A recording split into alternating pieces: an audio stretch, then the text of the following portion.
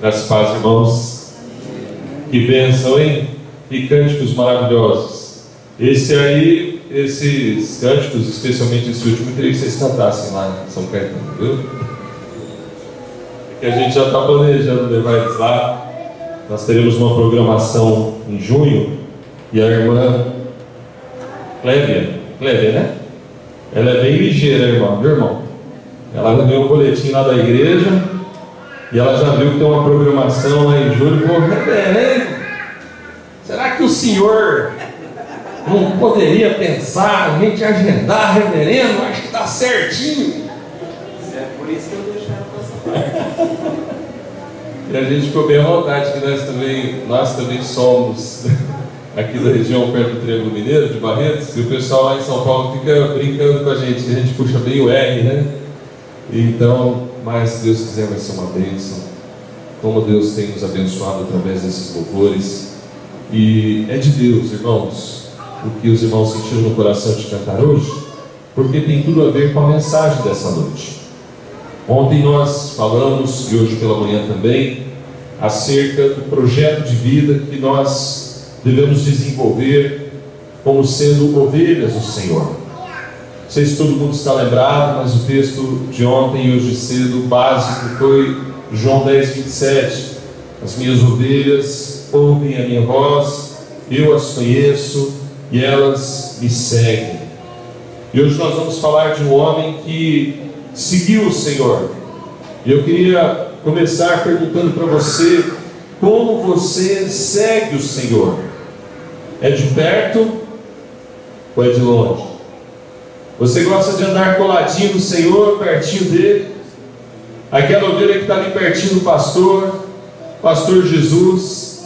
E é interessante que andar perto do pastor Jesus, que andar também perto do pastor da igreja. Pastor, estou aí, conta comigo, irmão. Pastor, olha, estou passando aí por um momento, ora por mim, vamos conversar e tal. Mas quando o pastor não está perto, irmão, pastor homem, você sabe que o pastor Jesus está sempre perto de você. Então você e eu devemos desenvolver esse projeto de vida, de andar pertinho do Senhor Jesus. Amém, gente? E a gente vai falar hoje de um homem que andou tão perto de Deus. Mas ele andou tão perto de Deus, ele gostou tanto de andar perto do Senhor, que o Senhor o levou para o céu através de um arrebatamento. Meus irmãos, cantando sobre a volta do Senhor Jesus, eu fiquei pensando: meu Deus, tem tudo a ver com a palavra dessa noite, porque todos nós seremos arrebatados, irmãos. Pastor, mas a Bíblia fala que alguns não serão. Mas o que é a morte, senão um modo de sermos levados para o céu? O que é a morte, senão o meio do Senhor nos tirar daqui e levar-nos para a glória? Então quem estiver vivo quando o Senhor Jesus voltar, será arrebatado, a semelhança desse homem que nós vamos falar hoje. Mas quem for levado antes da volta do Senhor Jesus, subirá também para a glória dele. Então, amados, de algum modo todos os servos de Deus passarão por isso. Alguns antes, como aqueles queridos que já se foram e já estão lá na glória com o Senhor, e outros de nós, certamente, amados, se Deus assim quiser, estaremos presentes aqui quando o Senhor Jesus voltar. Quando a gente olha para esse mundo que a gente vive, a gente não pode prever, não podemos marcar data, essa data pertence ao Senhor, nós sabemos disso, mas cada vez mais parece que está chegando, está mais perto esse dia, e nós cremos que num dado momento o Senhor Jesus voltará. Amém, irmãos? Vamos abrir as nossas Bíblias. Nós preparamos alguns slides. A palavra de hoje vai ser sobre Enoque, um homem que foi tomado por Deus. Vamos ler o primeiro texto que está aí, Gênesis 5, 22 a 24. Gênesis capítulo 5, versículos 22 a 24. Tomado por Deus, a história de Enoque. Vamos ficar de pé, irmãos, para lermos a palavra de Deus com toda a reverência. Gênesis 5, 22 a 24, diz assim a palavra: Andou Enoque com Deus E depois que gerou a Metusalém, viveu 300 anos e teve filhos e filhas. Todos os dias de Enoque foram 365 anos. Andou Enoque com Deus, e já não era, porque Deus o tomou para si. Vamos ler juntos o 24, irmãos? Andou Enoque com Deus, e já não era, porque Deus o tomou para si. Amém. Vamos agora ainda em Hebreus, capítulo 11, versículo 5. Hebreus 11, 5. Vamos ler a uma só voz. Pela fé, Enoque foi trasladado para não ver a morte. Não foi achado, porque Deus o trasladara, pois antes da sua trasladação obteve testemunho de haver agradado a Deus. Oremos, irmãos. Pai Santo, obrigado por este culto de louvor e adoração, onde o teu povo se reúne, ó Pai, para dizer que só tu és Deus, e só tu és digno de honra, de glória e de louvor. Obrigado, Senhor, por estes cânticos que entoamos, ó Deus, juntos, pelo coral, e também por este casal abençoado, esses irmãos que estão presenteando, ó Deus, essa festa. Que o Senhor tenha abençoado, ó Deus, esta igreja, este culto ontem, hoje também, através da vida deles. Pai querido, obrigado por esses hinos onde nós lembramos do céu, falamos do céu, cantamos acerca do céu e da volta do Senhor. Obrigado, Senhor, por essa certeza, essa esperança, essa confiança que temos, ó Pai, que o nosso lugar não é aqui, mas que o nosso lugar é aí contigo, é na glória, e estamos aqui só de passagem, ó Deus, que o tempo que vivemos neste mundo é breve, e que não se compara com a glória que há de vir. Te louvamos, ó Pai, por essa confiança, e que nessa noite o Senhor fale aos nossos corações, ó Pai, acerca da Tua Palavra, sobre como devemos andar como ovelhas do Senhor. Ó Deus, ensina-nos e fala conosco, nos edifica na fé santíssima, Pai, nós suplicamos em nome de Jesus. Amém. Podeis assentar, amados irmãos.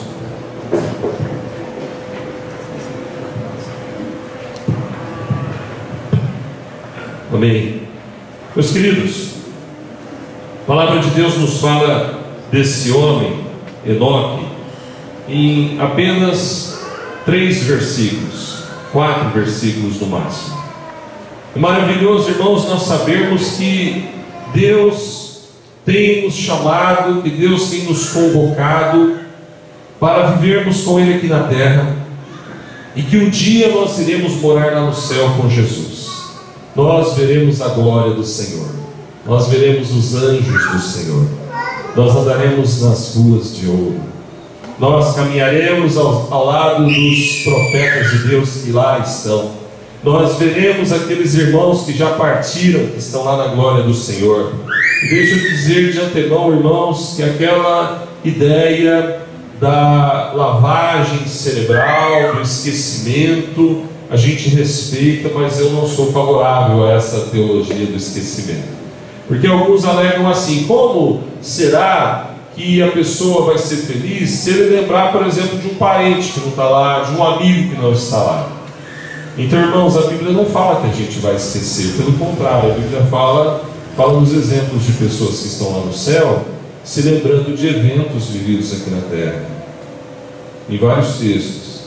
Mas a glória de Deus vai ser tão grande, amados, que nós não vamos sentir tristeza. Nós teremos a mente de Cristo, diz a palavra de Deus. Nós pensaremos como Deus pensa, diz a palavra de Deus. Nós entenderemos coisas que nós aqui não temos capacidade de entender, mas só a ideia, o pensamento de entrarmos no céu é maravilhoso para nós, é gratificante, fortalece a gente. E a ovelha do Senhor Jesus, amados, tem essa esperança. A ovelha, o povo do Senhor Jesus vive nessa esperança, nessa expectativa. E não existe nenhuma passagem bíblica, irmãos, que nos leve a um tipo de fechamento, de fecharmos a nossa mente, o nosso coração, esquecendo que nós vivemos no mundo. Nenhuma passagem bíblica nos leva a pensar num tipo de ostracismo, ou de nos afastarmos das pessoas. Eu sou ovelha de Cristo, vou morar no céu, então eu tenho que me fechar, ficar recluso num canto, não posso sair na rua, me envolver com as pessoas porque eu posso pecar, isso não agrada a Deus. Não é por aí. A Bíblia fala que nós somos o sal da terra, somos a luz do mundo, e nós só caminhamos como ovelha do Senhor se nós formos o sal fora do saleiro. Aqui é como o saleiro, irmãos, é um lugar onde o sal está tudo junto, né? Você é sal, eu sou sal, nós somos o sal do Senhor, sal da terra. Da terra no sentido de que é o sal que está na terra, mas nós somos do Senhor. Mas se o sal ficar só no saleiro, a comida vai ficar sem tempero, não é, irmãos? É lá fora, é lá no mundo que a luz deve brilhar no meio das trevas. É lá fora, no meio dos problemas, que nós vamos fazer diferença. Então nós somos ovelhas do Senhor, somos povo do Senhor, vivemos com o nosso pensamento na glória, nossa expectativa da glória, mas os nossos pés estão aqui no chão, estão na terra. E é curioso nós pensarmos nisso, irmãos, que nossos pés na terra, o fato de estarmos vivos e de pé, andando e caminhando neste mundo, é que nos concedem condições de fazer diferença. Porque depois que nós morrermos, nosso corpo for enterrado e nosso espírito voltar a Deus que o deu, como diz a palavra de Deus, nós não poderemos mais evangelizar ninguém. Nós não poderemos mais falar de Jesus para as pessoas. É o fato de estarmos vivos, presos aqui ao chão, pela força misteriosa da gravidade que Deus fez. Até hoje os caras esquentam a cabeça, os cientistas, para explicar a gravidade. E é legal a gente aprender sobre isso, né? Interessante.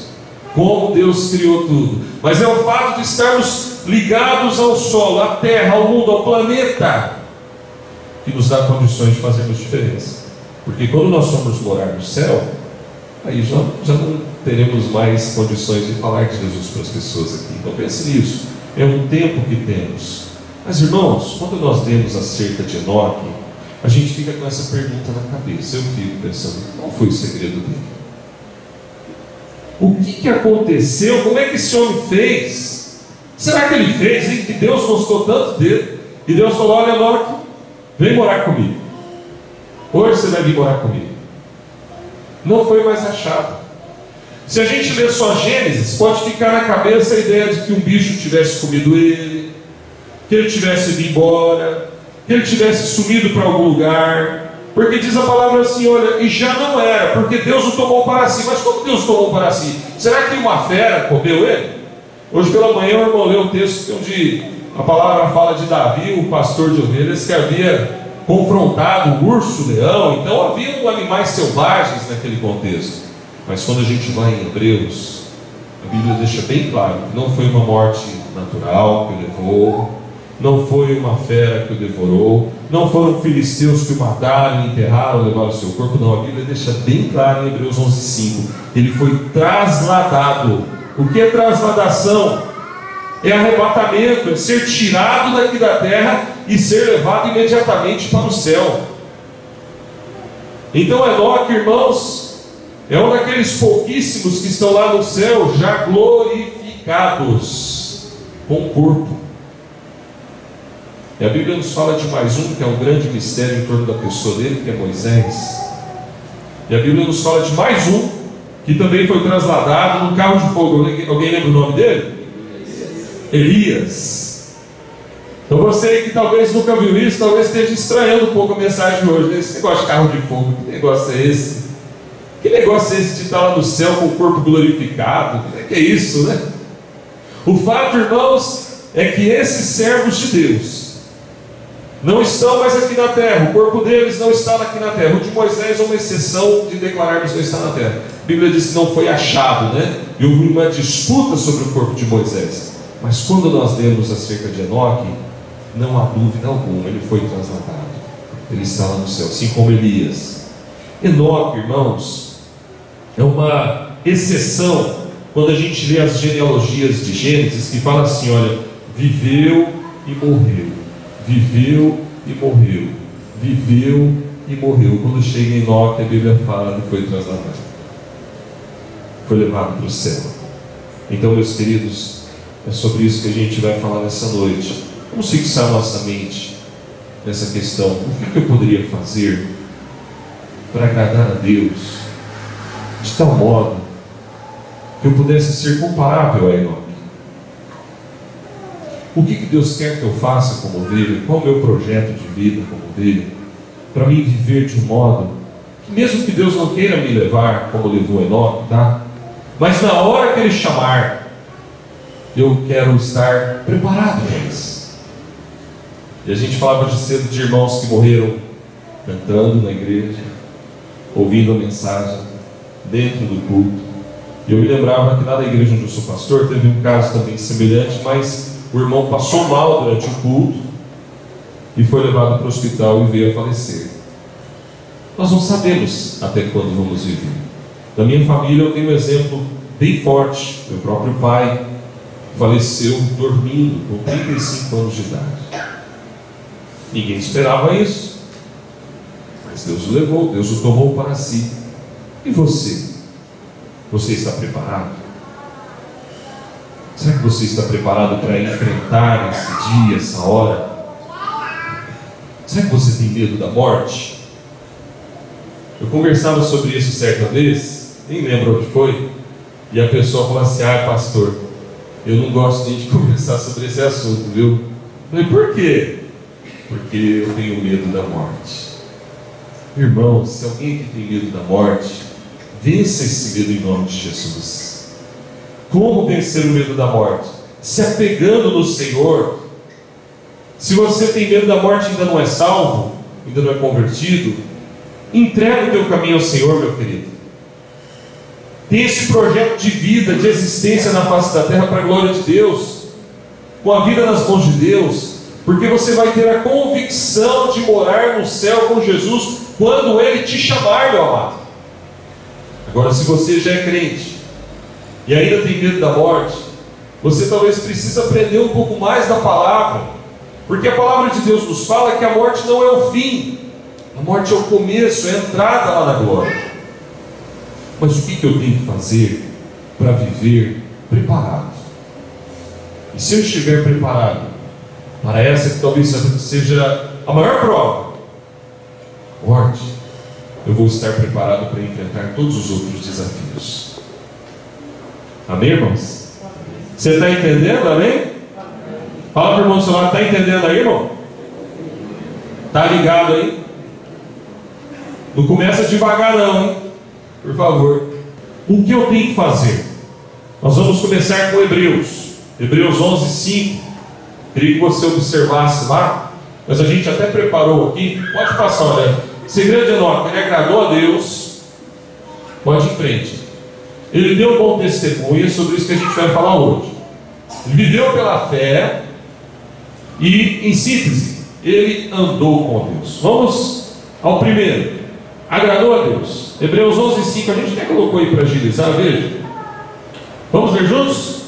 Pela fé, Enoque foi trasladado para não ver a morte.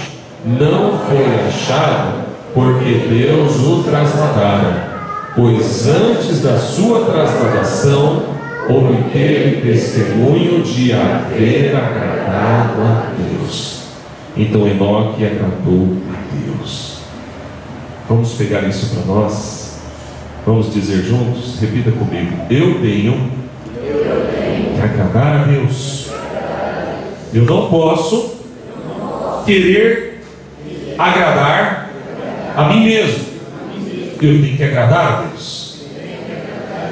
Irmão, você sabia que o nosso maior problema nessa questão de agradar a Deus somos nós mesmos? Porque todo ser humano quer agradar a si mesmo. A gente quer fazer aquilo que a gente gosta, não é verdade? E o ser humano natural, irmãos, está vivendo desse jeito. Você vê o mundo assim. Quantos casos, por exemplo, já se tornou uma coisa, infelizmente está se tornando cada vez mais comum e banal, de coisas mais grotescas, como por exemplo pedofilia. Você sabia que não tem uma lei forte, pesada nesse país contra a pedofilia? Não tem. O crime de pedofilia era tratado como crime hediondo, não é mais.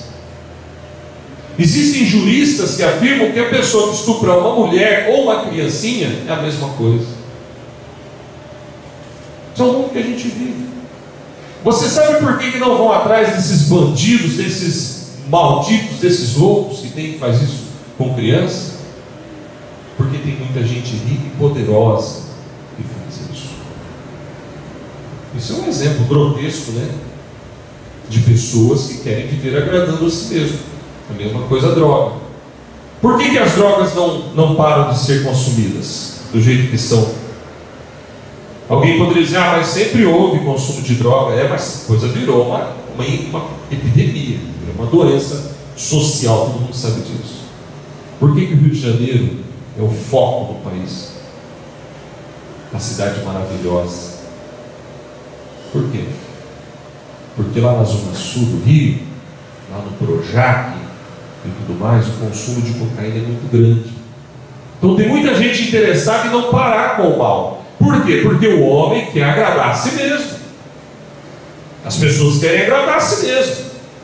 E o nosso dilema como crentes, irmãos, pode passar, é que a gente vive dentro dessa luta entre o antropocentrismo, que é eu e você no centro de tudo, onde a gente toma decisão, a gente faz o que quer, o que a gente gosta, e o teocentrismo, que é Deus no centro de tudo. Enoque andou com Deus, agradou a Deus, viveu para Deus, porque Deus estava no centro da vida dele. Mas, irmão, preste atenção, isso não é exclusivo para Enoque, não, é para nós todos. E não precisa chegar aos extremos desses absurdos que o mundo vive para viver uma vida antropocêntrica.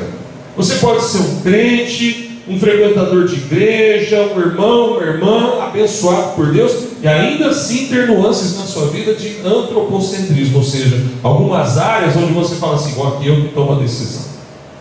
Aqui a Bíblia fala assim, mas eu acho melhor ser assim, assim, assim. Lembra que nós já falamos disso ontem, né? As minhas ovelhas ouvem a minha voz. É curioso, irmãos, a gente pensar nessa questão do arrebatamento e do teocentrismo ou antropocentrismo, pensando em filmes de ficção. Eu não gosto de falar muito de filme de culto, que fica parecendo uma certa falta de respeito com a palavra, né? Falar de filme. Mas eu particularmente gosto muito de astronomia. Se Deus me desse o privilégio, me der esse privilégio em vida, ainda quero ter um telescópio daqueles que dá para ver pelo menos as crateras da Lua, né? Tem uns que não é tão, cara, assim que você vê. Ou então em um daqueles grandes observatórios. Mas quando a gente vê filme de ficção científica, a gente vê esse negócio de teletransporte, não é? Capitão Kirk para lá, pega o botãozinho aí, sai daqui e vai lá para o outro lado, né? Não é assim no filme? Não inventaram isso, eu creio que não vão inventar. Eu creio, pessoalmente, acho que Deus não vai permitir isso, não. Mas é mais ou menos isso a questão da transladação. Foi tirado da terra e levado para o céu. Mas uma outra coisa que me chama a atenção, pensando em teocentrismo, é que nos filmes de ficção científica, na nave, tem uma cadeirona lá que é do Capitão Kirk, né, por exemplo, né? O Capitão Kirk está lá sentadão. Aí ele fala para o Spock, orelhas pontudas, né? Vira para a direita, essa nave aí, Spock. Vai lá, vamos descer naquele planeta lá. Vamos lá brigar com aqueles bichos lá, não é assim? Vira para a esquerda, vai lá, e tal, tira. Mas ele está lá na cadeira de comando, né? Faz de conta que essa nave sou eu, você, cada um de nós uma nave. Tem um grupo que chama Oficina G3 e gravou uma música dizendo: nós somos naves imperiais. Faz de conta que você é uma nave, eu sou uma nave, tá? Estamos aí vivendo no mundo, caminhando, indo para a glória do céu, amém, irmãos? Mas nós estamos sentadinhos na cadeirinha de comando. Se for, é antropocentrismo. O crente deve viver, então, a nossa conversão, aceitar Jesus, é a gente levantar daquela cadeira e falar: Senhor Jesus, toma o controle da minha vida, toma o controle da nave, Senhor, toma o controle de tudo que eu tenho, que eu sou. E a gente não larga e sai correndo, a gente senta ali do lado dele e fala: Senhor, estou aqui à tua disposição, o que tu queres que eu faça? Isso é teocentrismo. Então, irmãos, esse é o nosso grande dilema. A gente busca a autossatisfação, E quando a palavra de Deus nos fala de antropocentrismo, a gente pensa em Adão. Deus tinha dado uma ordem para ele, não é? Adão, cuida do jardim. Adão, pode comer qualquer fruta desse jardim todo, mas dessa árvore aqui você não pode tocar, você não pode comer. Mas no momento em que eles resolveram fazer o que eles queriam, eles disseram através de seus atos: eu é que tomo as decisões. Isso é antropocentrismo. E aí entrou o pecado na humanidade. Diz a palavra de Deus que ele desobedeceu, e aí ele vai se esconder de Deus. Não é exatamente isso que o homem faz? Foge de Deus, se esconde de Deus. Será que tem alguém aqui nessa noite fugindo de Deus, se escondendo de Deus? Se você está vivendo assim, irmão, quero te dizer, como diz a palavra no Salmo 37:4, agrada-te do Senhor. Vamos dizer juntos? Agrada-te do Senhor, e Ele satisfará os desejos do teu coração. Não é que Ele vai fazer tudo o que a gente quer, isso não. É que Ele muda o nosso coração, Ele transforma o nosso interior, e a gente passa a sentir paz e alegria nas coisas de Deus de uma forma muito maior, muito mais intensa. E nas áreas onde a gente tem dificuldade, Ele nos dá vitória, Ele nos transforma, Ele nos abençoa. Então, amados, essa é a primeira coisa que nós temos que aprender com Enoque: agradar a Deus. Enoque agradou ao Senhor, irmãos. Enoque agradou ao Senhor porque ele serviu a Deus de todo o seu coração. Pode passar isso também no teocentrismo. Enoque agradou ao Senhor porque ele serviu a Deus de todo o seu coração. Agrada-te do Senhor, e Ele satisfará os desejos do teu coração. Vamos ao segundo ponto, irmãos.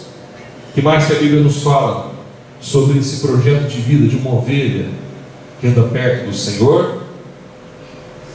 É dar bom testemunho. Vejam lá, pegando lá embaixo já, antes de sua transladação, obteve testemunho. É impossível nós separarmos as coisas. Se nós agradarmos a Deus, o testemunho vem junto. Se nós vivermos uma vida que agrada a Deus, o nosso testemunho muda. Eu sei que você é um servo de Deus, uma serva de Deus que dá bom testemunho. Amém? Amém? Fala para o irmão do seu lado, como é que está o testemunho aí, irmão? Às vezes, né, irmãos? Às vezes, né, acontece alguma coisa que o nosso testemunho fica meio chamuscado, né? Todos nós somos imperfeitos. Benihim, oh, que bênção! Cuidado, cuidado.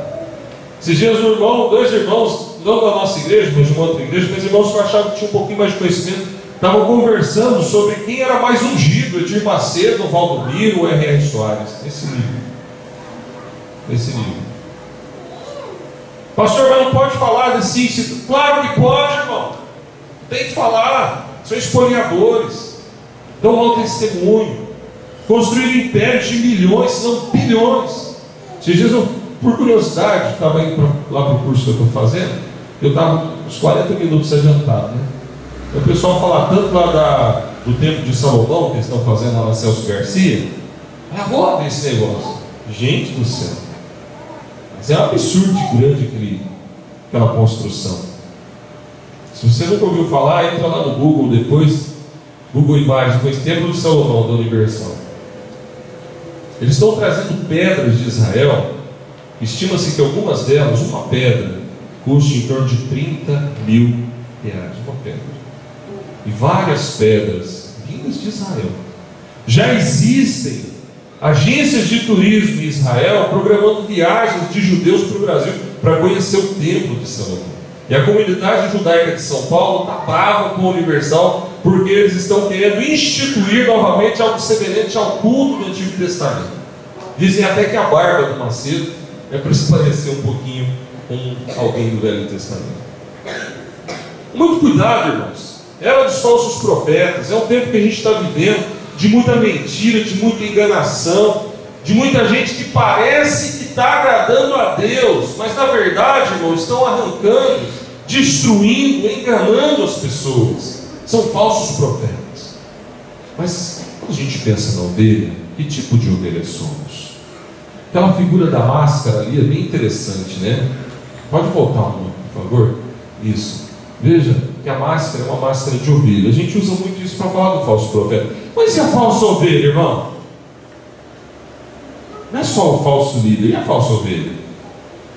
Porque lembra daquela outra coisa que falamos ontem, hoje pela manhã também? O pastor também é ovelha. Então, de certo modo, irmãos, todo mundo aqui é ovelha, né? O falso nem sempre é quem está lá na frente. O falso pode ser aquele que está ali no meio do seu meio. É aquela pessoa que está interessada em namorar todas as menininhas da igreja. É aquela pessoa que está interessada em enganar os outros. É aquela pessoa que está interessada em passar a perna em alguém, que vê a bondade do crente, vê como o crente é legal. Eu creio que não tem ninguém aqui, mas pode aparecer alguém assim. Não sei se vocês já ouviram alguma história desse tipo. A pessoa chega na igreja pedindo ajuda, apoio, todo mundo ajuda, põe dentro de casa, arruma um lugar para a pessoa ficar. É um ladrão, era um enganador. Muito cuidado com os falsos crentes. Agora eu pergunto, nós somos verdadeiros crentes? Você se considera um verdadeiro seguidor de Cristo? Quem se considera um verdadeiro seguidor de Cristo, ele diga amém. Amém. Esse amém não é muito forte não, ué. Peguei de surpresa? Vamos lá, quem se considera um verdadeiro seguidor, seguidora de Cristo, diga um amém bem forte aí. Amém. Amém, irmão. Aí você talvez fale, pastor Paulo, mas só Deus sabe as minhas lutas, as minhas crises. Às vezes eu me sinto como aquele bicho lá, ó. Não, irmão, em nome de Jesus, você não é um falso crente. Você tem lutas como eu, pode mudar. Nós temos lutas, irmãos, mas preste atenção nas palavras desse evangelista. As suas palavras vão contar para os outros o que você pensa, mas as suas ações, as nossas ações vão dizer quem nós somos e no que acreditamos. Agostinho, antes da igreja católica se tornar aquela coisa que virou e vieram os reformadores, antes disso teve um homem chamado Agostinho. Eles chamam de Santo Agostinho, né? Então eles falam Santo Agostinho, pronto. Nosso irmão, cremos que ele é crente. Mas Agostinho disse o seguinte: evangelize, se necessário, alguém lembra? Use palavras, se necessário, use palavras. Sabe por quê, irmãos? Como foi cantado aqui hoje também, né? Da luz que não brilha, e as trevas, quando brilham, as trevas não aguentam, não ficam, né? Nós somos a luz. O jeito da gente viver, dando bom testemunho e agradando a Deus, vão mostrar para as pessoas, irmãos, que nós acreditamos em Deus e que nós somos filhos de Deus. Então tem que falar, mas muito mais tem que viver. Então, irmão, se Jesus voltasse hoje e falasse com você, filho, o que você fez lá na terra? Você aproveitou as oportunidades, você serviu, você evangelizou, você trabalhou, você ganhou almas, você pelo menos tentou. Como que você ia responder para Jesus? O que você está fazendo para encher essa igreja, irmão? O que você está fazendo para que esses bancos vazios fiquem repletos de vidas preciosas? Hoje de manhã estava aqui aquele pastor, como é que é o nome dele? Pastor Cornélio, e deixou a gente impressionado, né? Na idade dele, evangelizando. E conversando com ele falou assim: olha, eu não gosto de dizer que eu sou aposentado, porque eu não parei de servir o Senhor. Eu estou aposentado, mas eu continuo evangelizando, continuo falando de Jesus para as pessoas. Me lembro de um irmão lá de Barretos, que era tão humilde, simples. Imagina o irmão, aquela figura até meio engraçada. Nesse calorão ele não tirava o paletó, gravata, sempre, a maioria das vezes azul marinho, só faltava um chapéu de coco na cabeça, sabe? E também de bicicleta, aquela bicicleta bem bonita, cheia de espelhinho retrovisor, coisinha pendurada. E você olhava para aquele homem e falava: meu Deus, né? Como é que ele anda desse jeito hoje? Aí na bicicleta sempre um guarda-chuva ali no cano da bicicleta, amarrado com arame, elástico, alguma coisa. Agora, pasmo, era o que mais ganhava almas para o Senhor. E não era só a gente da idade dele, não. Às vezes a gente pensa, não, idoso, bem idoso. Não, ele trazia adolescente e jovem para a igreja. Eu ficava impressionado de ver aquilo. quê, irmãos? Porque ele vivia. E o nosso último item, pode passar por favor, é justamente a vida, é viver. Diz a palavra, irmãos, primeiro item, que Enoque viveu como? Pela fé. Enoque viveu pela fé. E amados, nós temos que viver pela fé, porque a palavra de Deus nos diz em Hebreus 11:1, uma definição de fé, tem tudo a ver com o cântico, tem tudo a ver com a palavra de hoje, que a fé é a certeza das coisas que nós esperamos. Ovelha de Cristo, irmãos, não tem tudo resolvido, mas vive pela fé, vive na esperança de que dias melhores virão, vive na confiança de que o Senhor Jesus vai voltar. E a palavra de Deus já nos fala de um homem lá no passado, que vivia pela fé, chamado Enoque. Isso não é tão simples, irmãos, porque viver pela fé é algo que exige muito de nós. Exige desprendimento, exige esforço, exige dedicação, exige vontade de mudar, de ser transformado. E a palavra de Deus nos fala, irmãos, que a fé é muito mais do que conceitos na nossa mente. A Bíblia nos apresenta a fé como sendo algo que muda a gente e produz obras. Há um pouco de confusão e conflito nesse aspecto, irmãos, porque a gente, quando para lá em Efésios 2:8, só o 2:8, a Bíblia fala ali que a salvação não é por obras, mas pela fé. Porém o 9 e o 10 vai falar que nós somos salvos para as boas obras. Enoque certamente tinha fé e obras, porque viver pela fé é muito mais do que dizer, eu acredito em Deus. Tem que ter obras. Tiago 2:4, irmãos, veja, pode passar.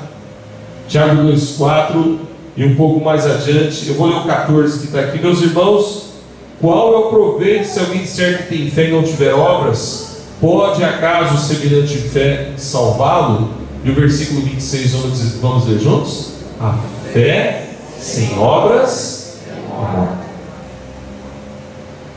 Eis aí uma questão séria para quem quer agradar a Deus: as obras. Muitas pessoas, irmãos, então pegam a palavra e dizem assim: não, salvação não é por obras, é pela fé. E para aí. Mas a fé sem obras é morta. Que obras são essas? Veja, a gente separou pelo menos duas obras que são essenciais para quem quer agradar a Deus. Oração. Tem tanta coisa para se falar, né? Talvez Deus queira levantar aqui nessa igreja cantores como os nossos irmãos que estão aqui nos visitando.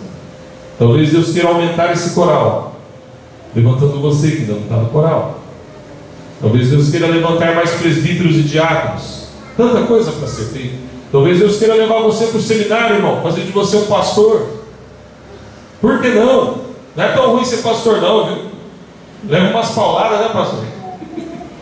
A gente leva umas pauladas de vez em quando, mas a palavra de Deus diz que sofrer por Jesus é bom, é motivo de glória, de júbilo também, de gozo. Mas muita gente, amados, ainda não sabe qual é o seu dom, o que deve fazer. Mas essas duas figuras faz a gente pensar.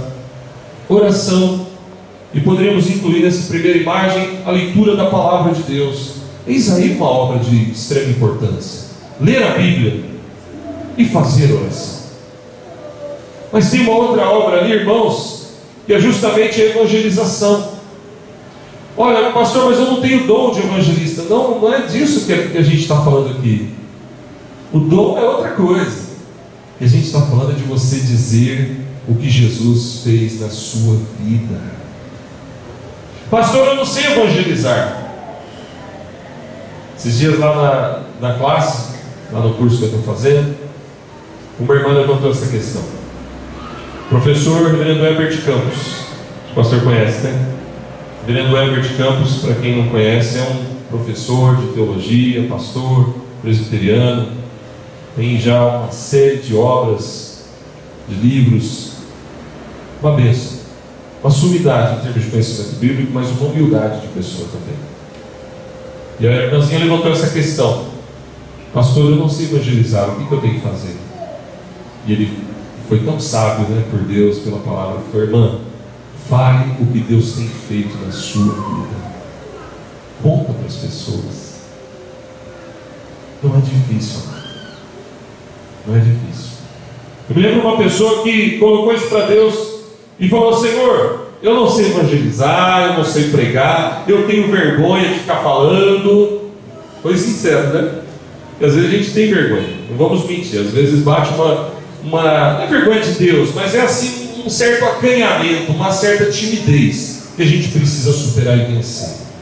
Agora, se for vergonha de Deus, toma cuidado, porque Jesus disse: aquele que se envergonha de mim, eu me envergonharei dele. Cuidado, temos que ter orgulho de ser crente, orgulho de ser filho de Deus, orgulho santo, não é orgulho carnal, orgulho santo. Não, eu sou crente, eu sou um servo de Deus, Jesus me salvou, glória a Deus, aleluia. Amém, amados? Mas esse irmão tinha dificuldade, e ele falou assim para Deus, né? Senhor, eu não sei, mas me usa, cria situações, me dá oportunidade, Senhor. Usa minha vida, meu corpo, minha boca, meu ser, para falar de ti para as pessoas. E ele contou que ele estava num elevador, e chegou uma pessoa no elevador, e ele ficou, como disse o irmão, com aquela coceira, né? Vontade de falar. Fala, não fala, fala, não fala, fala, não fala. E ele começou a orar: Senhor, me usa. Ensinei: Senhor, me usa, por favor. E de repente aquela pessoa perguntou a hora, e ele falou a hora, e já emendou com o assunto, e começou a trocar ideias. Daí a pouco ele já estava falando da salvação. Então, irmãos, se nós nos prendermos naquilo que o Senhor quer que a gente faça, e dissermos: Senhor, eis-me aqui, nós vamos ter fé e obras. Finalizando, irmãos, concluindo, nós poderíamos falar muita coisa a respeito, mas Enoque andou com Deus, e já não era porque Deus o tomou para si. Significa que ele viveu para Deus, irmão. Viva para Deus. Não importa onde você está, não importa o que você está passando. Vamos colocar isso como meta de vida: eu vou viver para Deus. Amém, gente? Então vamos dizer juntos: eu vou viver para Deus. Pastor, mas já vivo, tem problema. Vamos falar mais alto? Diga: eu vou viver para Deus. E nas suas orações, fala isso para Deus: Senhor, eu sou teu filho, eu quero viver como Enoque, eu quero viver para o Senhor, quero andar com o Senhor, quero estar pertinho do Senhor. Imagine, irmão, naquele monte de ovelhas, aquela ovelhinha que ficava toda hora, o pastor está com a mão baixada, ela vem com a cabeça embaixo da mão do pastor. Aí o pastor já começa a fazer um cafunézinho na ovelha. Vamos ser esse tipo de ovelha, irmão. A ovelha que está ali juntinho de Jesus, do lado de Jesus, recebendo a palavra de Jesus, ouvindo o Senhor falar conosco, caminhando com o Senhor, sendo abençoado pelo Senhor. Se você tropeçar, Ele não vai deixar você cair numa tragédia, Ele vai te levantar logo. Se você se ferir, Ele vai te curar rápido. Se você pensar em se afastar, Ele vai segurar você, irmão. Mas aquelas ovelhas que preferem ficar andando longe do Senhor, perdendo Ele de vista, correm o risco mesmo de esquecer quem é o Senhor, de não desejar mais ficar pertinho do Senhor. E não é esse o projeto de vida que Deus quer para nós. Enoque viveu com Deus, Enoque viveu para Deus. Infelizmente, irmãos, é grande o número de pessoas que dizem que têm a salvação, a certeza da vida eterna, mas não vivem como Enoque viveu. Dão mau testemunho, não transmite confiança. Será que esse é o seu projeto de vida, igreja? Será que é assim que você está vivendo? Que você possa dizer um não dentro de você. Não precisa falar nada, mas diga do seu coração: não é assim. Eu quero viver. Vamos para o próximo? Agradando a Deus, dando bom testemunho e vivendo pela fé. Pode ir para o último, irmão. Que Deus nos ajude. Amém? A vitória confirmará a nossa salvação. Não é vitória de prosperidade, não é vitória de dizer eu sou isso, eu sou aquilo, não. É vitória na presença de Deus. Vamos ficar de pé e vamos fazer essa oração.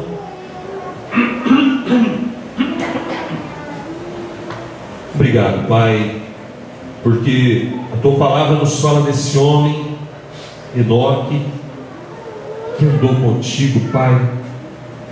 E ele era um homem tão sincero, tão temente a Ti. E o Senhor se agradou tanto da vida e do testemunho dele, Pai. E a Tua palavra nos diz que o Senhor o trasladou para a glória. Pai, nós sabemos que o Senhor pode, se o Senhor quiser, fazer isso com qualquer um de nós. Mas nós sabemos que o Senhor vai fazer isso com todos nós, seja na volta de Jesus, ou seja no dia da nossa morte, no dia que o Senhor nos chamar, onde nós vamos entrar na glória celestial, e nós vamos ver a face do Senhor, e nós vamos ver nossos irmãos que estão na glória.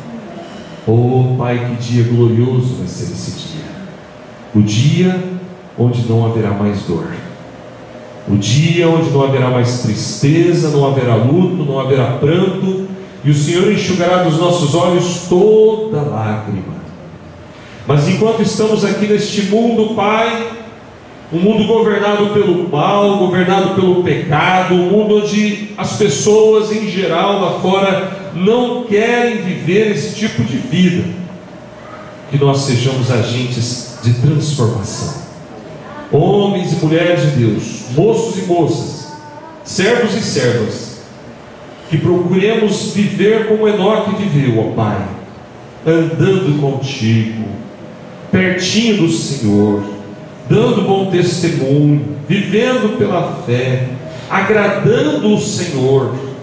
Ajuda-nos, ó Pai, ensina-nos, ó Pai, e muito obrigado, Pai, porque essa igreja está completando 23 anos, porque as pessoas aqui, os irmãos aqui estão vivendo assim, estão procurando viver assim, e que cada dia mais, Senhor, o Senhor traga vidas para essa igreja, o Senhor traga vidas preciosas que vão encher esta igreja, que vão encher esses bancos, ó Pai, que não haja lugar vazio, Pai.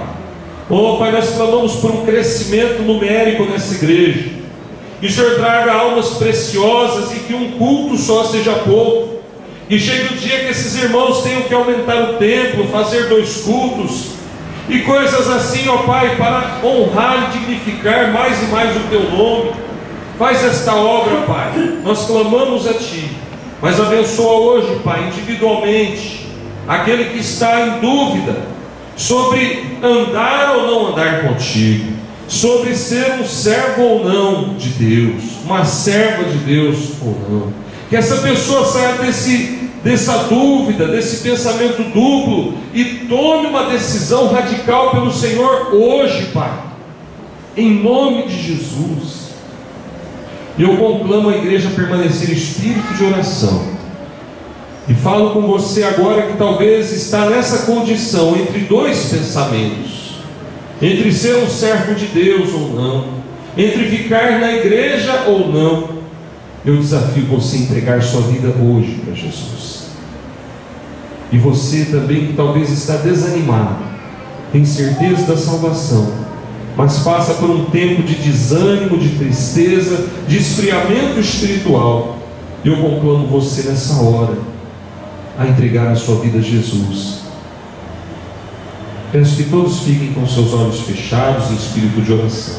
Eu vou fazer uma oração, e se você sentir no seu coração esse desejo, essa disposição, esse chamado de Deus, que você repita essa oração, e pode ser em silêncio, você não precisa ficar com medo de se expor, não vou chamar você para vir à frente, é você e Deus, meu querido, e a sua vida vai mostrar que você de fato é um servo, uma serva de Deus.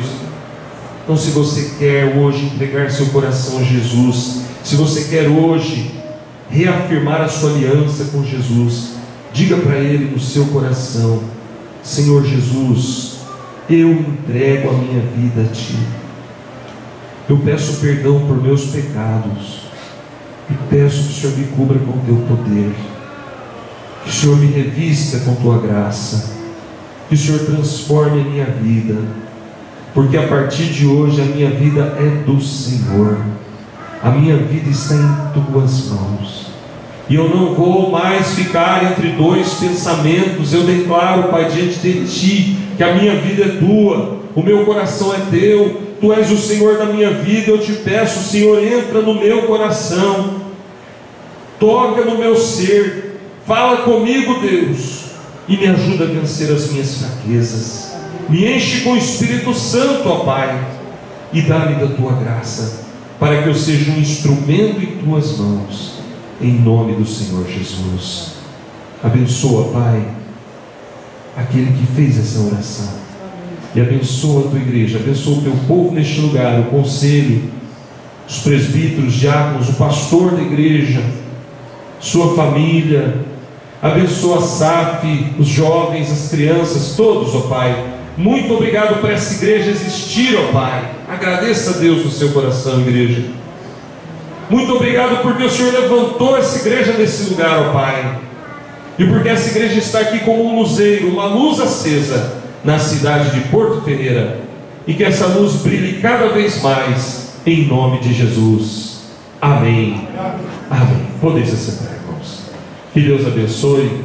Se você fez essa oração e quiser depois uma palavra de aconselhamento, mais uma oração particular, procure o pastor Gerson, pastor da igreja, fale com ele. Ou se você quiser me procurar também, me procura. Pastor Paulo queria fazer uma oração e tal. Sabe, irmãos, isso é muito importante na vida da gente. O momento da decisão, o momento que a gente fala é hoje, daqui para frente minha vida vai ser diferente, e que você tenha tomado essa decisão. E uma vez uma pessoa falou assim para mim: pastor, eu não consegui orar, eu não consegui falar com Deus naquele momento, mas eu queria falar agora, pastor, eu queria orar agora. Então, se você estiver nessa condição também, procura a gente depois do culto, e que Deus te abençoe.